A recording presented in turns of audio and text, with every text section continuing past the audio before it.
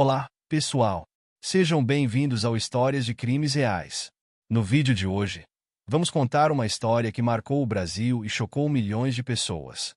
Estamos falando do caso de Suzanne von Richthofen, uma jovem que se envolveu em um crime brutal que acabou com a vida de seus próprios pais, o engenheiro Manfred e a psiquiatra Marísia. O que motivou essa tragédia? O que aconteceu nos dias que levaram àquela madrugada cruel? Vamos entender todos os detalhes desse caso que ainda gera muita polêmica e reflexão até hoje. Fiquem com a gente.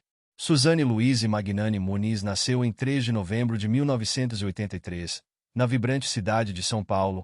Filha de uma família abastada, ela cresceu em uma mansão no bairro Brooklyn Velho, desfrutando de todos os confortos que o dinheiro pode proporcionar.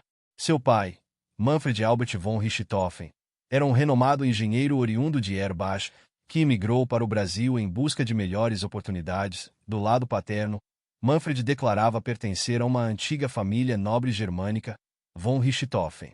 A família perdeu grande parte de seus bens e influência principalmente com a queda do Império Alemão em 1918 e o emblemático envolvimento de sua nação na Primeira Guerra Mundial, de 1914 a 1918, e na Segunda Guerra Mundial, de 1939 a 1945.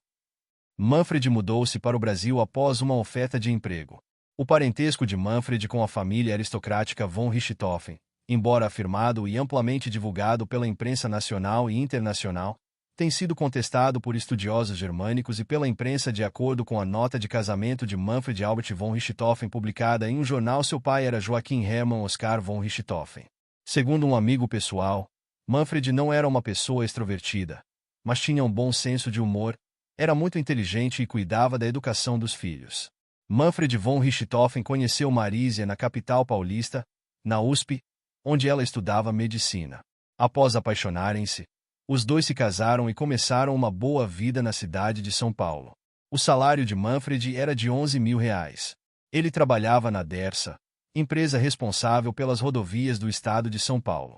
Enquanto isso, Marísia tinha seu próprio consultório de psiquiatria, ganhando em média R$ 20.000 em consultas.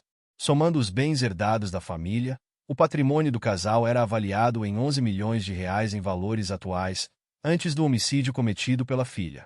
Na madrugada de 31 de outubro de 2002, Suzanne von Richthofen, ao lado do namorado Daniel Cravinhos e do irmão dele, Christian Cravinhos, colocou em prática um plano que chocaria o Brasil. O trio se dirigiu à casa da família Richthofen, localizada em um bairro nobre de São Paulo, com um objetivo claro e previamente combinado.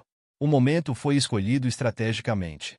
Enquanto Manfred e Marísia descansavam em seus quartos, sem imaginar o que estava por vir, Daniel e Christian, equipados com barras de metal, entraram na residência. Eles caminharam silenciosamente até o cômodo onde o casal dormia. O ato foi realizado de forma rápida e planejada, deixando marcas de violência que mais tarde seriam fundamentais para a investigação. Suzanne, que estava presente na casa, não participou diretamente do ato em si, mas foi peça-chave no planejamento e na execução do plano, ao abrir a porta da casa para os irmãos Cravinhos e garantir que tudo ocorresse conforme o combinado. Após o ocorrido, o trio tentou simular que o local havia sido invadido por criminosos, bagunçando objetos e espalhando itens pela casa para reforçar a ideia de um assalto. A versão do suposto roubo, no entanto, não convenceu os investigadores. Os indícios deixados no local e as contradições nos depoimentos logo desmontaram a história, e a verdade veio à tona.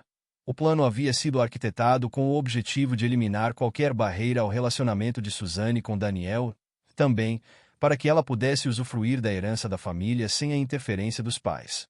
Esse crime não foi apenas uma tragédia familiar. Foi um episódio que revelou os bastidores sombrios de uma relação marcada por interesses, manipulação e decisões que levaram a um desfecho tão cruel quanto difícil de compreender. Em 2006, Suzanne von Richthofen foi condenada a 39 anos e 6 meses de prisão em regime fechado pelos assassinatos de seus pais, Manfred e Marísia von Richthofen. A sentença incluiu as qualificadoras de motivo torpe e recurso que dificultou a defesa das vítimas, já que o crime foi planejado e executado enquanto os pais dormiam. Daniel Cravinhos, então namorado de Suzanne, recebeu a mesma condenação, enquanto Christian Cravinhos, irmão de Daniel, foi sentenciado a 38 anos e 6 meses pelo envolvimento no caso. As penas foram aplicadas após um julgamento amplamente acompanhado pela sociedade e pela mídia, devido à brutalidade e ao impacto do crime. Susanne von Richthofen, após cumprir parte de sua sentença, foi beneficiada com a progressão de regime e passou a cumprir sua pena em regime semiaberto em 2015. Em 2021, ela foi autorizada a sair para trabalhar, o que é uma possibilidade para os detentos que cumprem pena nesse regime. Susanne tem demonstrado boa conduta durante o tempo de reclusão, o que contribuiu para a concessão desses benefícios. Em relação à sua vida pessoal, Susanne, ao longo dos anos, manteve uma postura reservada e se envolveu em algumas polêmicas relacionadas à sua pena, como entrevistas e revelações sobre seu comportamento dentro da prisão, mas, em geral, segue sendo um assunto de discussão na sociedade brasileira, principalmente sobre as concessões feitas a ela ao longo do tempo. Apesar da progressão, Susanne ainda não está livre e, caso comprove bom comportamento, poderá passar para o regime aberto após cumprir uma parte significativa da pena.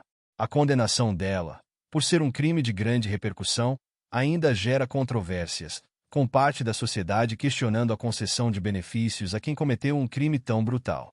Andreas von Richthofen, irmão de Susanne, não teve envolvimento no crime que resultou na morte de seus pais. Durante o processo de investigação e julgamento, ele foi considerado vítima e não foi acusado de qualquer participação no assassinato. Após a morte de Manfred e Marisia, ele ficou sob os cuidados de parentes e passou a levar uma vida o mais distante possível dos holofotes. Ele não procurou se envolver em discussões públicas sobre o caso e manteve sua vida pessoal longe da mídia. O irmão de Susanne, que era muito jovem na época do crime, tinha 15 anos, foi afetado profundamente pela tragédia, mas conseguiu seguir em frente, afastando-se do ambiente de notoriedade causado pelo crime. Não há muitos detalhes recentes sobre sua vida pessoal, já que ele prefere manter um perfil discreto. Em resumo, Andreas vive uma vida longe da exposição pública e continua sendo uma figura que prefere não comentar sobre o caso ou se envolver em qualquer debate relacionado a ele. Os irmãos Daniel e Christian Cravinhos foram condenados pelo assassinato dos pais de Susanne von Richthofen, Manfred e Marisia, em 2002. Aqui está a situação atual de cada um deles. Daniel Cravinhos. Daniel foi condenado a 38 anos de prisão pela participação no assassinato dos pais de Susanne. Ele inicialmente cumpriu sua pena em regime fechado, mas, ao longo dos anos, obteve benefícios, como a progressão de pena. Em 2016, Daniel passou para o regime semiaberto, o que permitiu que ele trabalhasse durante o dia e retornasse ao presídio à noite. Mais recentemente, em 2022, ele obteve o direito de cumprir a pena em regime aberto. No regime aberto, Daniel não precisa mais se recolher à prisão, mas deve se apresentar periodicamente à justiça. Embora ele tenha obtido progressões em sua pena, a situação dele ainda está atrelada ao cumprimento de medidas judiciais e ele segue monitorado. Christian Cravinhos, irmão de Daniel, foi condenado a 38 anos e 6 meses de prisão também pela participação no crime. Ele foi inicialmente sentenciado a regime fechado, assim como Daniel, obteve progressão para o regime semiaberto e, eventualmente, para o regime aberto. Christian, ao longo dos anos, obteve permissão para trabalhar fora do presídio e também cumpriu sua pena com a possibilidade de cumprir pena em liberdade condicional. Atualmente, Christian vive em liberdade condicional, mas com a obrigação de cumprir determinadas condições legais. Ambos, Daniel e Christian, ao longo do tempo, buscaram reabilitação e tentaram se distanciar da notoriedade negativa que o caso gerou. Ambos são figuras que, apesar de estarem em liberdade condicional, continuam a viver sob vigilância da justiça, mas com pouco destaque na mídia. E aí, pessoal, o que achou dessa história tão chocante e que ainda gera muita discussão até hoje? Se você gostou do vídeo e quer ver mais conteúdos como esse, não esquece de deixar seu like e se inscrever no canal para ficar por dentro de tudo. E, claro, comenta aí embaixo o que você pensa sobre o caso ou se já tinha ouvido falar sobre o que aconteceu com os Cravinhos. Sua opinião é super importante para a gente. Até o próximo vídeo.